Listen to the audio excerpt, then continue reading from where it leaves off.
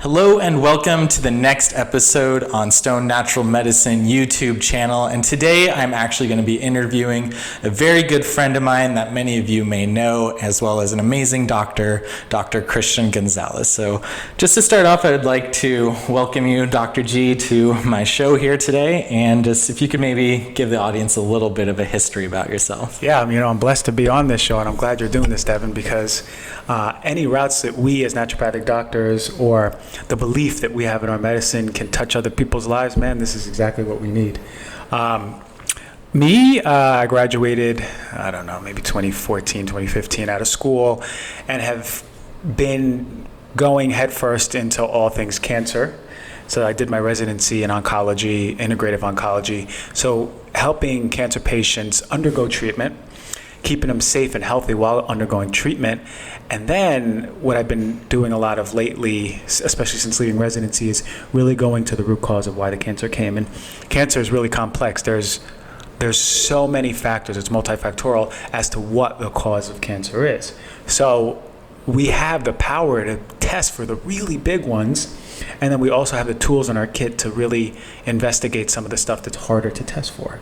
So finding, and it's different combinations, different causes, but that's been a really exciting thing in cancer care that I've been doing is, even sometimes when we see test results, we'll be able to show folks, hey, I can't say this is what caused the cancer, but I can absolutely say this is a huge contributor. And if we can remove that contributor, then they're in a better place of disease-free remission long-term, and then cancer never comes back. That's the hope.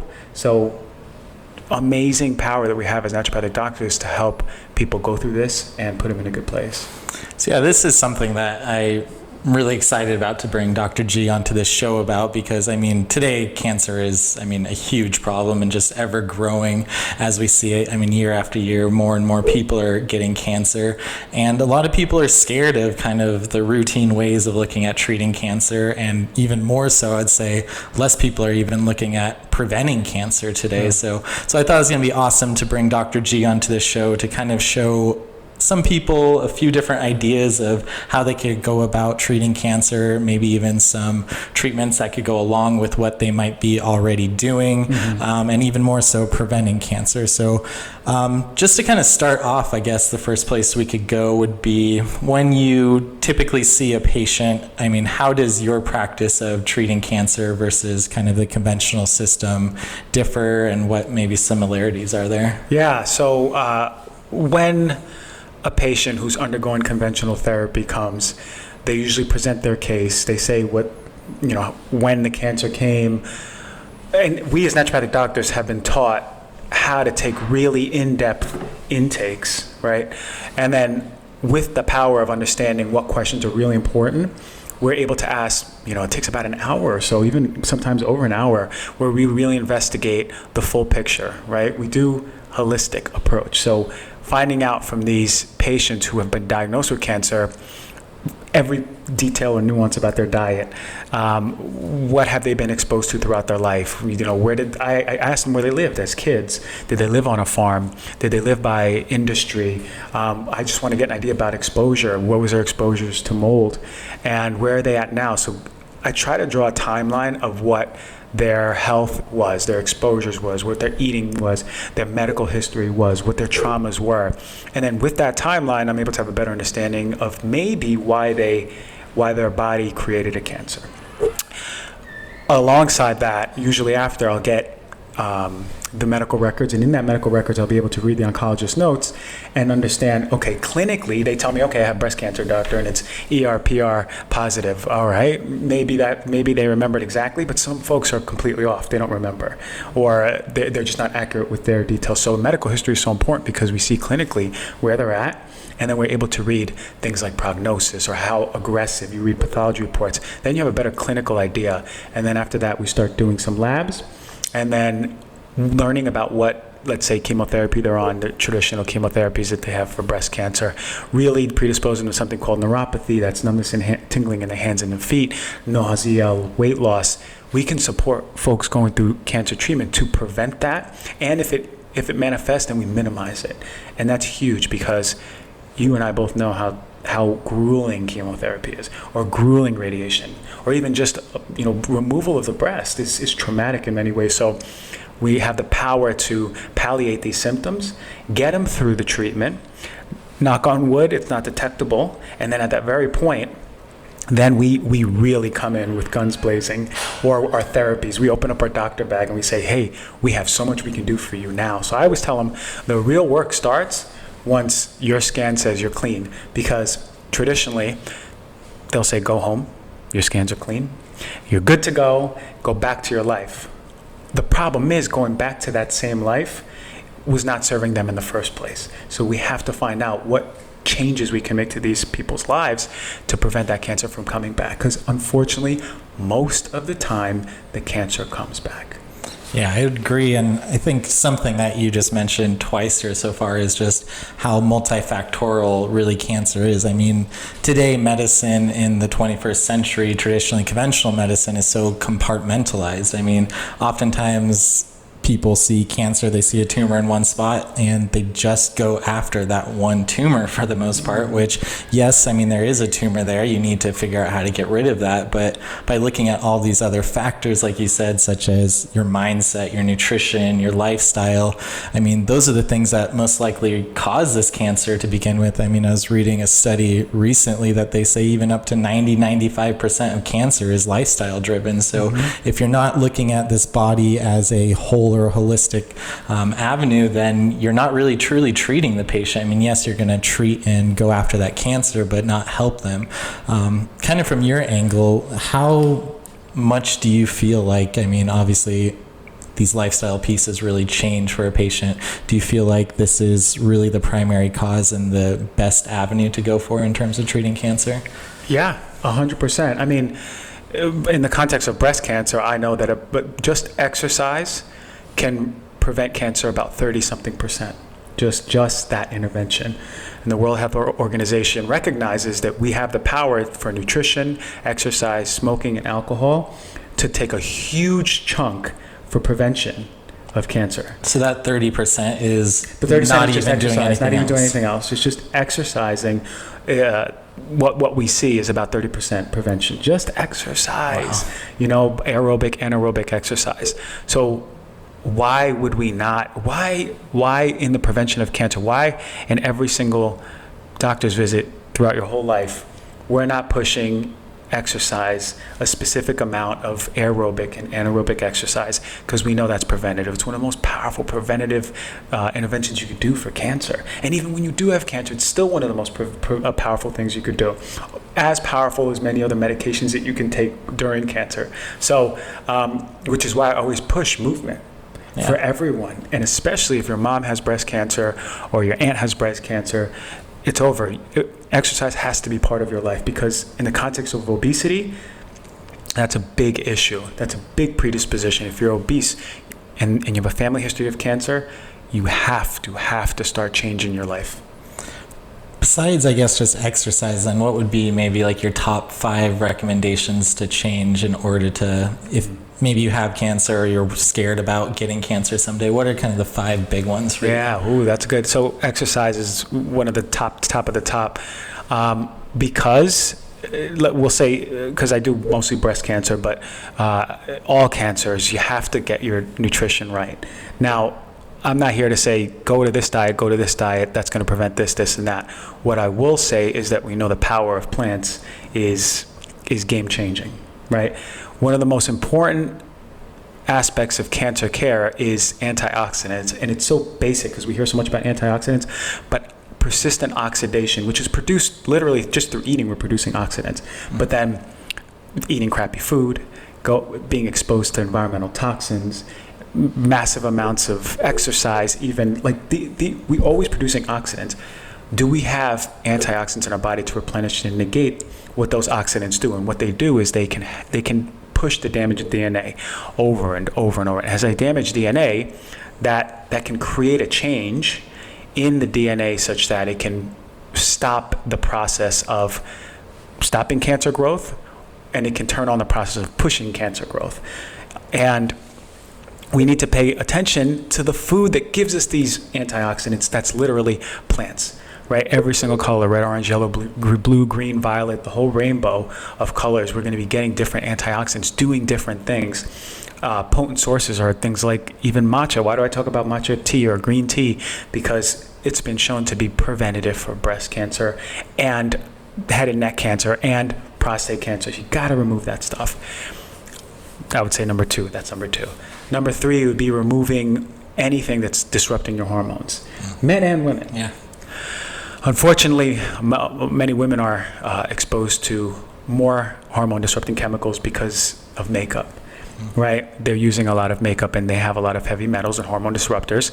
But men and women are consuming dairy, and dairy is 10,000 times more potent than plastic. Although, of course, plastic is ruining our environment, but still, we have to remove all of what they call xenoestrogens. These xenoestrogens are disrupting our hormones, men and women. Big predisposition for men over time for prostate cancer, women for breast cancer, uterine cancer. We need to remove these. So thinking about what our exposures are that disrupt our hormones is going to be really big. We're going back to foods, cruciferous vegetables, protecting your liver, taking care of your liver, making sure you're metabolizing your hormones correctly. Even if you are being exposed to all this crap, you want to make sure your liver is doing its job. So you're getting that from sulfur-rich foods like cauliflower, broccoli, kale, broccoli sprouts, which are really potent, daikon radish. And make sure you're cooking them correctly. We lose half of the benefit if we're steaming for about 10-12 minutes. So I always say the intervention, I'm put it up on Instagram all the time, is to put in a raw cruciferous vegetable with that. Let's say I'm cooking broccoli, you gotta steam it lightly and then add in something like mustard seed powder or daikon radish, something raw with it, and that'll help replenish that therapeutic enzyme, which is helping your liver detoxify those hormones. So really important. I would say the very last thing is really addressing, not the last thing of importance, all are as important, but really addressing internal traumas, internal things.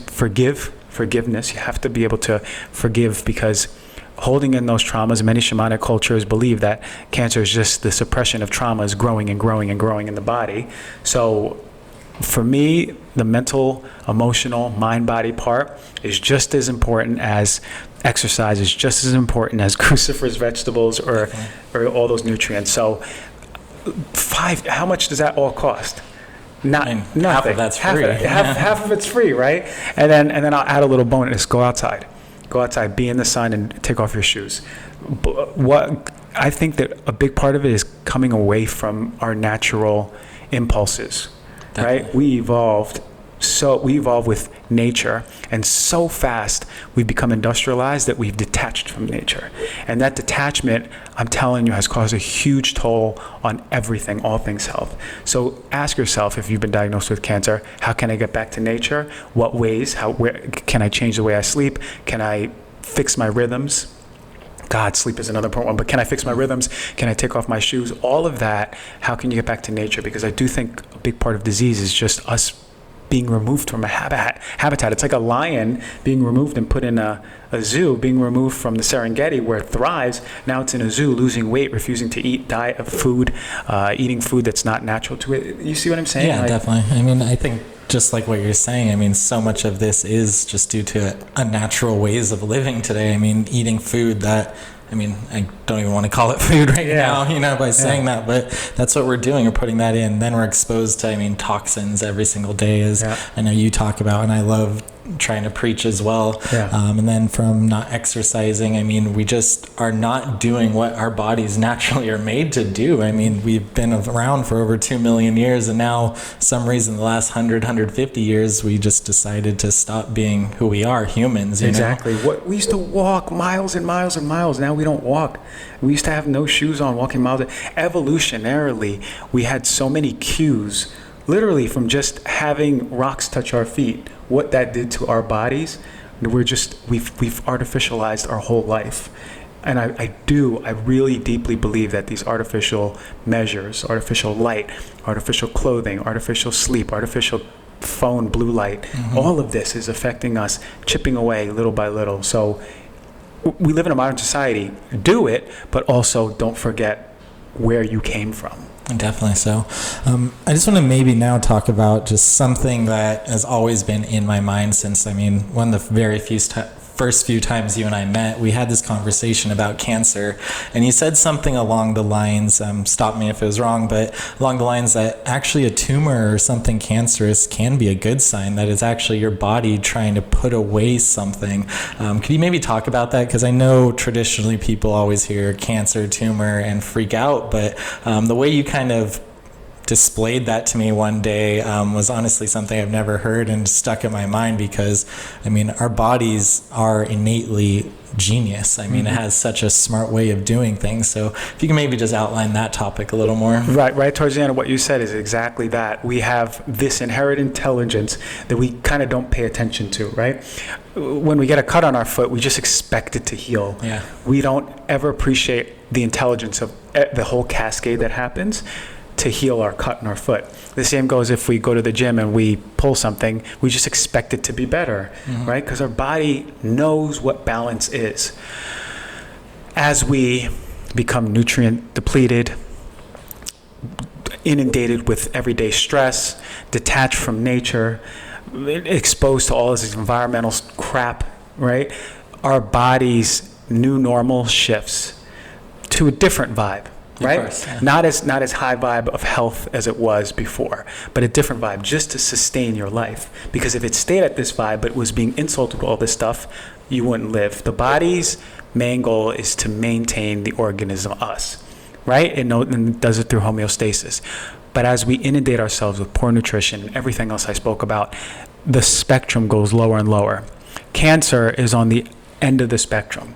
It is an end-stage compensation mechanism by the body to maintain the organism's life, which is why it's so dire. Of course. Unfortunately, and look, unfortunately, we don't have or pay attention to the signs that are happening before.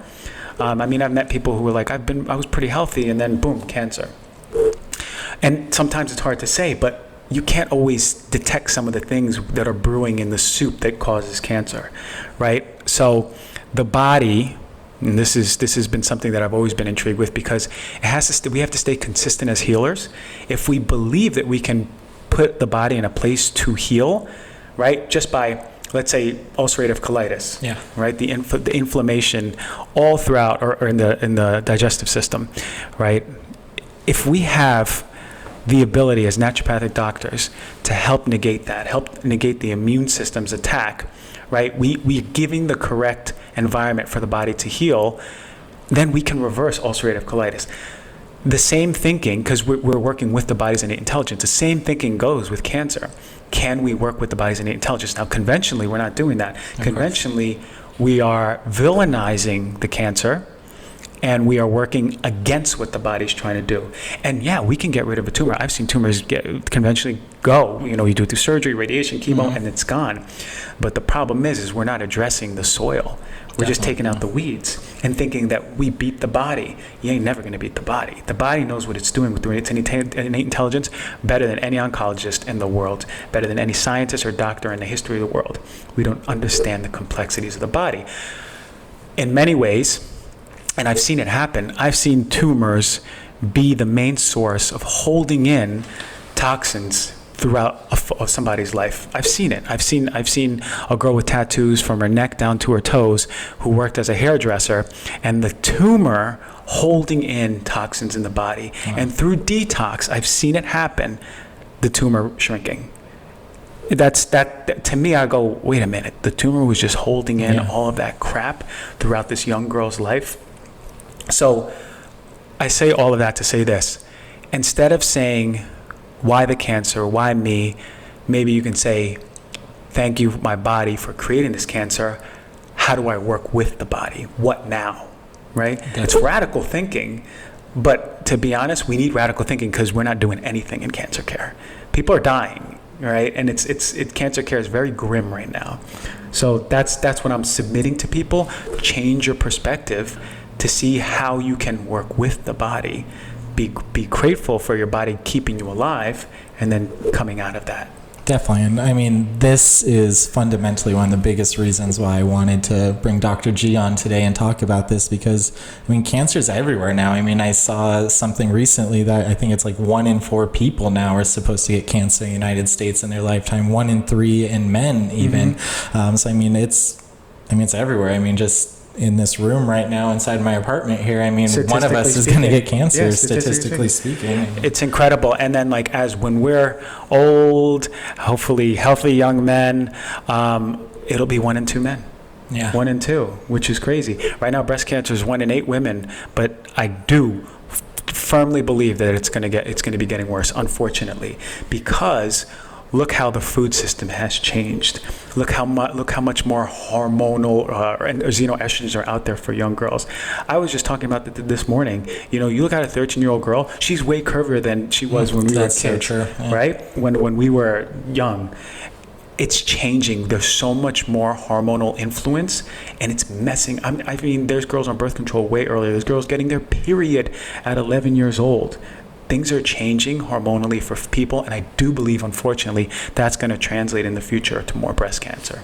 Of course. I mean, just like everything you said so far, I mean, so many of these are the fundamental issues that are causing cancer today. I mean, but I want to kind of talk about prevention as well. Do you feel like all of these are similar ideas to preventing cancer? Can you even prevent cancer? 1,000%. So 5 to 10% of cancers are genetic. So if your mom had it, does not mean you're going to get it. Yeah. It means we have at least 90% power to make that change. To make that change, when we do it with diet, all of those nutrient-rich, dense foods that I talked about, hormone-balancing foods.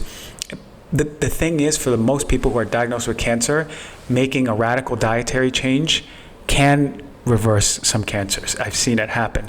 But most people, that's not enough, right? Because I've seen world-class fitness folks who've eaten so well throughout their life get cancer. I've seen a triathlete back in residency. He had cancer. He was literally the most fit man I think I've ever seen. Wow. At the time, I didn't have the authority to do an environmental toxin test. We weren't doing those there. Yeah. But now, in retrospect, if he came to me now, of course I'd look at it. So that's what I'm saying. I was saying that there's sometimes like something brewing that we can't even feel. We can't really feel the effect of persistent formaldehyde in our body or dioxin in our body. But if we have it in our home at high levels, it's off-gassing everywhere, then we go to our office and then we're being exposed to it. And then our car, right, throughout life, just because and then our mattress, and then just because we don't feel it doesn't mean it's not brewing, which is, I stress the importance of anyone who's predisposed to cancer, who wants to prevent cancer, who has cancer, to take an environmental toxin test, because of they're insidious, they bubble up, and then they push. We know that there are very specific environmental toxins like benzene, toluene, formaldehyde that can cause cancer. Direct formaldehyde is a carcinogen, but we have it at low levels in our house. So what I see a plant over here. We need more plants in our home to start negating that. We can make easy interventions, clean up our home, air purifiers, start becoming more aware of what a clean home looks like, right? If you're going to buy a new bed, maybe, just maybe, start researching how you can put a little bit more money into buying a better quality bed that doesn't off-gas.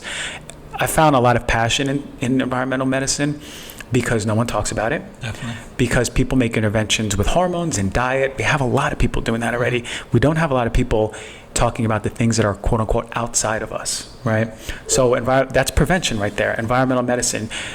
You're using a lot of makeup, lotion, men and women, whatever it is we're putting on our bodies, start looking and taking inventory of what we're using. Because we can, I'm not saying throw all of your makeup away, but just remove one thing. Mm-hmm. Check, cross-reference it with Environmental Working Group Skin Deep database. By using that, then you can find out, oh man, like this is crap. It's disrupting my hormones. We know that. It's got heavy metals. It's messing up my immune system.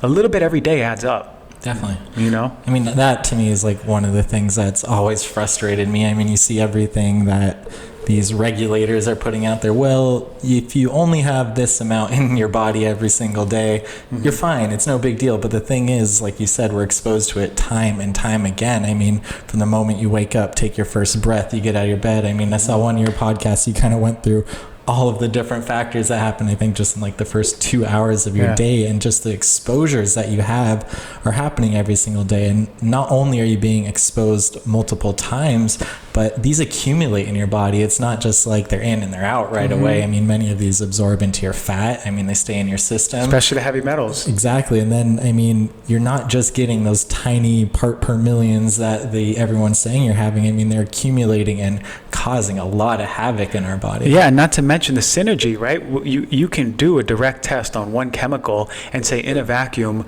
we don't have to worry about it at this part per million. It's fine. You're good. A part per billion even. It's fine.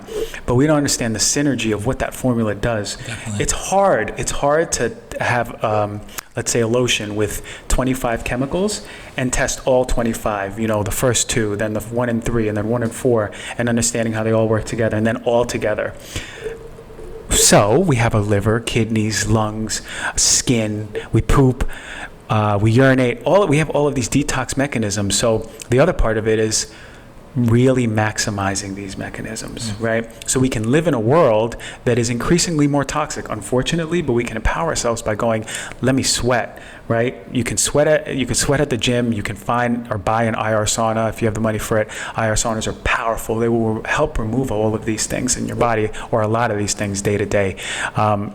Sweating, hydrating, making sure you're going to the bathroom every day, major for hormones, right? You're pooping out estrogen. If that's why anyone who has cancer, especially breast cancer, you got to make sure you're going to the bathroom.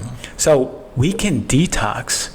We just have to give our bodies more love. So find out what foods help feed your liver, help feed your kidneys, right? Are you breathing, right? Like, are you holding your breath, or are you truly breathing out all that crap?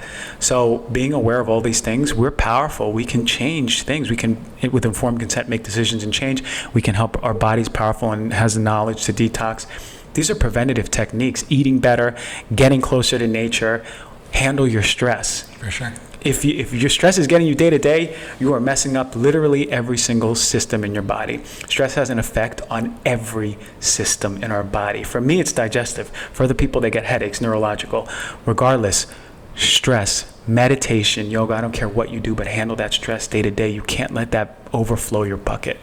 Exactly. And I mean, I think that's really one of the major reasons that drew me towards naturopathic medicine. Besides some of the modalities, we have this thing called our therapeutic order, which is basically when we have a patient, how we're going to approach them, where we start and where we go. And the very first step is we remove what's called removing the obstacles to cure. Just like you said, we don't always just need to throw, hey, take this, but a lot of the times is we need to remove all of these pieces out of our body, being these toxins, either getting them out of your house from where you first were exposed, or just removing them through your body through detoxification pathways.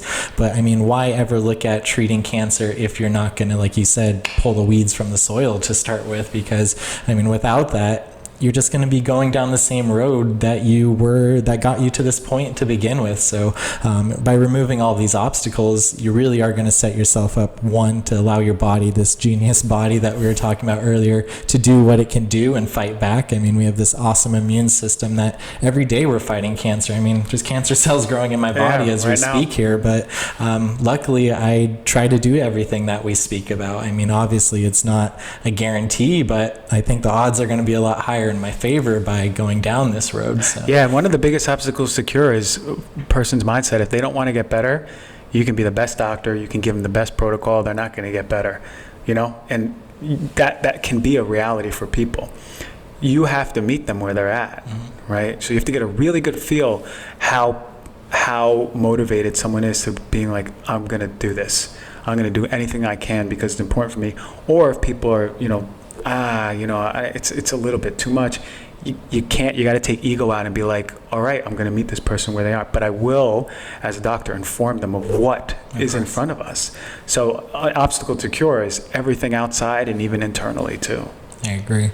One piece I want to talk about that we mentioned a little bit earlier is just the psychosomatic piece that's causing cancer as well. I mean, so many of your doctors, I'm sure you go in there, you might have heard a little bit, change your diet, you might have heard a little bit, remove some toxins, but I'm sure very infrequently you are hearing, you got to change your mind as well. Can you maybe just discuss a little bit how important this is by just improving your mind, keeping your mind healthy, which I guess also correlates with your soul as well.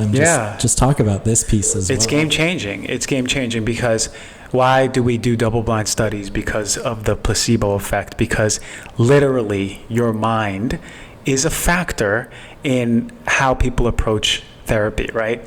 Because of the influence of the power of your mind that it has on your body, we have to account for that in studies, the placebo. And what I'm saying that to illustrate that our mind is powerful to heal. Now, I'm not saying this is not doctor's order. If you have cancer, go to close your room and just believe that you don't. You can, by all means, absolutely do that, but also look for other therapies too. But in the context of mind body, it is a huge piece of that pie. And when patients come in, I'll draw a piece of the pie, and I'll draw, especially like depending on the cancer, if infection's a big part of it, inflammation's always leading, all these things are leading to inflammation and changes in DNA. But, we'll do environmental toxins, just the way I see their cancer. But always, there's a huge chunk that has to do with mind, body, emotion, sense of purpose, right? We are here to fulfill something. Right? Otherwise, we would never be incarnated to this earth. We're here to do something. We're certainly not here to type in numbers at a job we don't like. Certainly not. So if you're not fulfilling your sense of purpose, you will feel it. You will feel it in your stomach. You will feel it in your back. You will feel it in your head. I don't care where. As that builds up throughout your life, you're predisposing yourself. And I say that confidently because thoughts are as epigenetically strong as, let's say, broccoli sprouts, right? Your thoughts can change your genes. Just go read about Joe Dispenza and his work. Your thoughts change your genes, or Biology of Belief, Bruce Lipton. Same idea. Our thoughts and emotions have power over our genetic environment, and they can help express very specific health-promoting genes, or contrarily, start expressing ones that are detrimental to our health, unfortunately. So you gotta check your brain, you gotta check your thoughts, you gotta check where your alignment is or where it is not. And I mentioned before, paying close attention, going back. I've seen cancer change people's lives. It's literally like a detour in their life. Their life was going one way, all of a sudden they're doing something they love, and or they forgave their partner from years ago that they divorced. It is an opportunity as much as it is a disease process, right? So using that opportunity to change who you are is one of the most important factors in permanent cancer healing. Long term, for it never coming back and then dying of old age one day, you have to. I don't care if you have the best doctor who puts you on the best protocol, hear these words and understand that the mind, body, the soul purpose, why we're here, how to change the world, forgiveness, traumas, small traumas, big traumas throughout your life. Go back and audit your whole life and then see what the big picture has given you. Because look where you are. Why are you here? Think about the piece of pie, food, environmental toxins, traumas, whatever it is, infections, inflammation. But know that you're here, and now you have the opportunity to change that reality, which we can do. Exactly. So for you, when a patient comes in, and I just want to show you guys a little bit different version of a prescription, what would you do to prescribe a patient a way to change their mentality? Because obviously that's so important. Obviously your prescription's not going to be a drug, because that's not usually what we like to go for. But what type of prescriptions would you give a patient there? Yeah, so there's a great book called Radical Remission that is already from there. You have to put patients in a place to understand that they have much more power than they believe in their oncologist office. Radical Remission was a book written. There was I believe it was a Harvard PhD. What she did was put together out of a day, she interviewed hundreds and hundreds and hundreds of cancer patients, and then put together in a database all the commonalities of what they said, used whatever algorithms, and then put together the top, I believe it's maybe 10 or a little more, 10 to 12 criteria that are the most powerful things for anti-cancer. There's mind, body in there. So I already have them read that to know that they have the power to cause remission in their cancer. do not give up all of your power to an oncologist. And I'm certainly not against, I'm not saying I'm against anything, but know that you can't just go in there and go, they're going to heal me. You're going to heal yourself. And it takes you actively being there, and you can't just sit back. So I have him read that book. And I am a proponent that everyone should meditate. Sometimes I hear meditation's not for me. It doesn't work for me. My mind is too crazy. Well, you need meditation then. That you even need it more. Everyone should find some time to find meditation, because through that, I just spoke about sense of purpose. I just spoke about trauma. I just spoke about forgiveness. Through that, you become in-tuned. You may not get answers when you're sitting down meditating, but you certainly will be in a place to be exponentially more reflective. And through that reflection, you then start healing all of those wounds that push that cancer process in the body, or that caused or contributed to that cancer process in the body.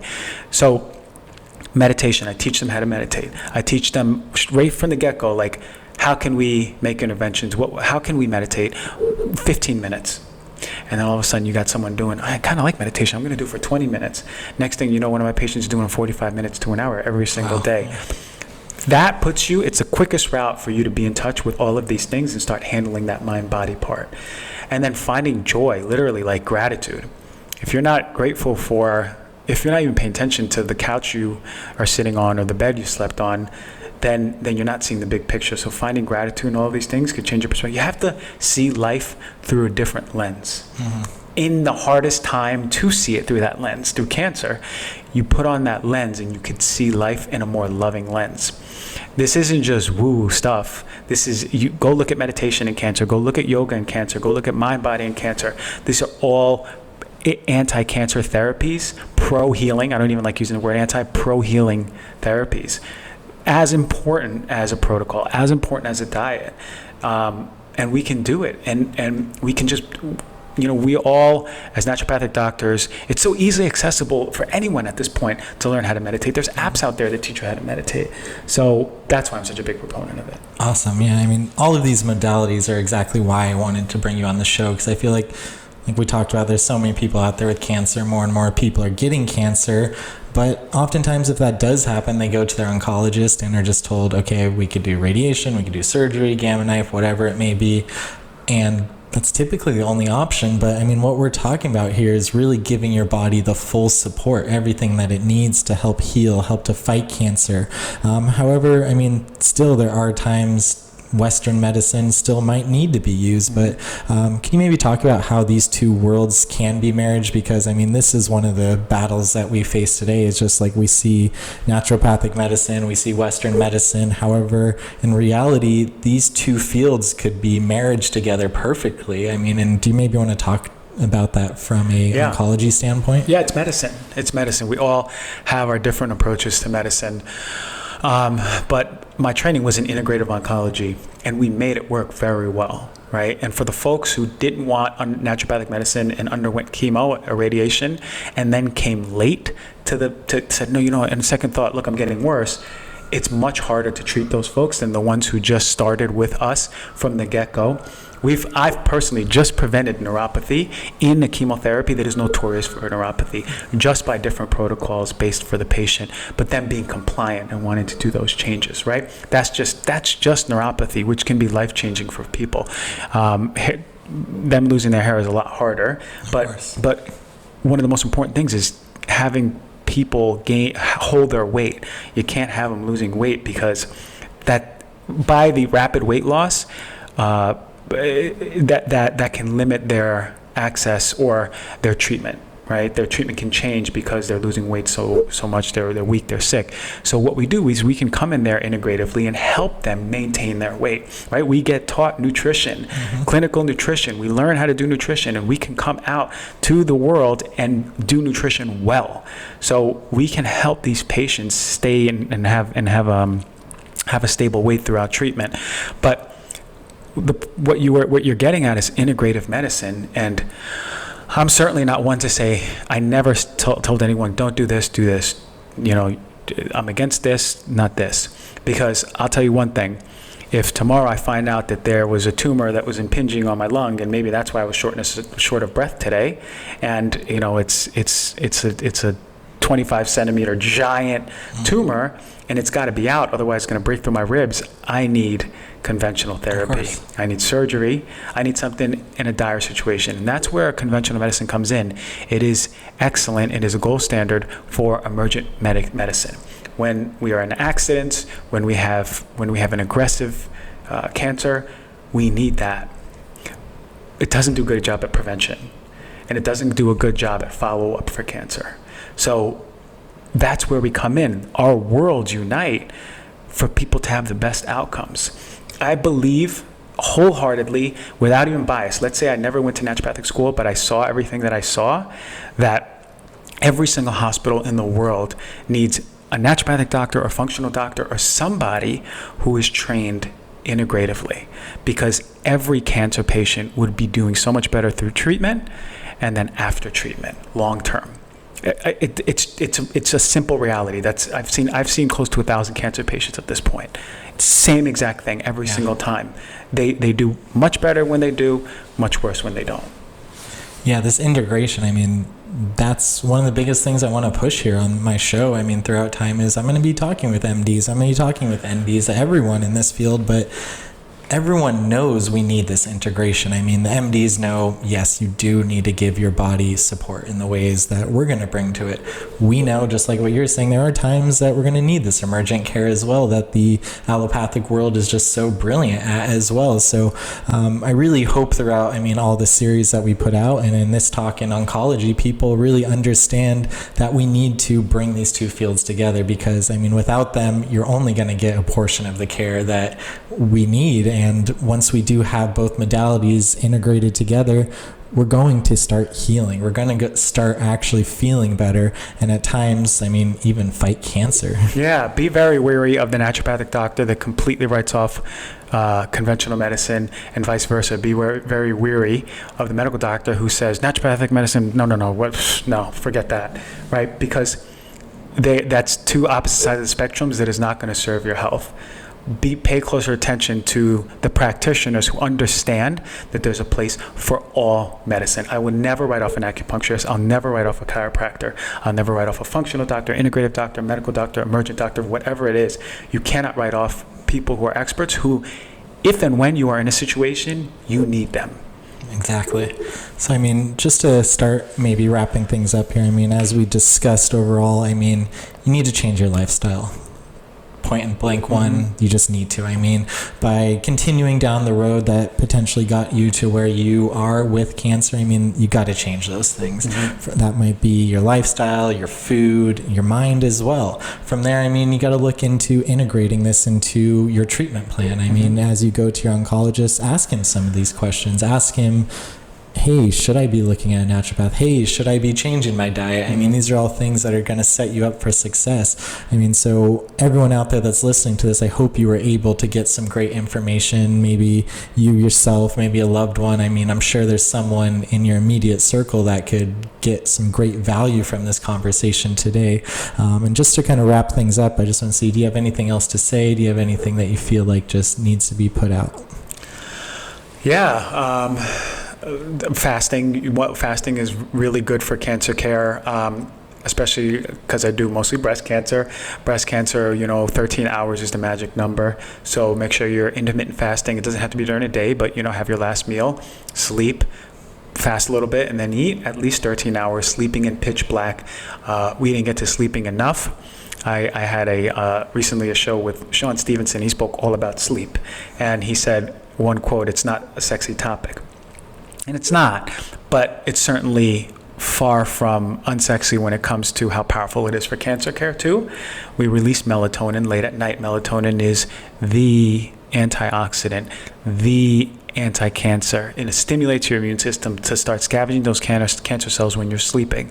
So if you're not sleeping right and your rhythms are off and your cortisol is super high at night, your melatonin super low at night, your cortisol is really low in the morning, melatonin's high. If your body's not following those natural impulses, remember I said get back to nature, then you're putting yourself in a place, again, preventatively, that you're not doing good, right? So the importance of getting our diurnal rhythms together. And we do that by, we were just talking about your blue blocking glasses. That's a powerful intervention, literally. Get off your phone late at night, or put the mode that it's like the red light mode. Exactly. Get your blue blocking glasses, stop all the ambient light, and practice sleep hygiene. Become a master of sleep hygiene, so you're balancing your hormones. And then in the morning, open up your blinds, look at the sun. You have a balcony here, go out in your balcony. I try to go outside, literally. I wish I had real grass in the front yard, but if I did, I'd take off my shoes and ground first thing in the morning. If you have the luxury of having grass in your front yard and getting in the sun, I don't care, then do it, use it. If there's snow outside, I did it in Connecticut. I went barefoot, every morning. It didn't last that long because it got really cold, but do it. These, again, cheap, accessible, free, and powerful. Thank you. Yeah, definitely. So I think we'll start wrapping up here. That's all right. it. Thank you, Dr. G. I'm sure everyone watching this, if you follow me, you probably already follow Dr. G, but if not, I'll make sure all of his information is in our show notes, because like we said, I'm sure there's someone out there, maybe even yourself, that could use Dr. G's services, because they're amazing, they work well, and everyone could use them, from the preventative side to someone that's actively in oncology. So thank you. Yeah, you're welcome. Thanks for having me, and we'll do another part down the line. We'll talk about other cancers or spirituality or more meditation, man. I love doing this stuff, and I'm grateful that you brought me on here, man. Thank you. All right, here you go.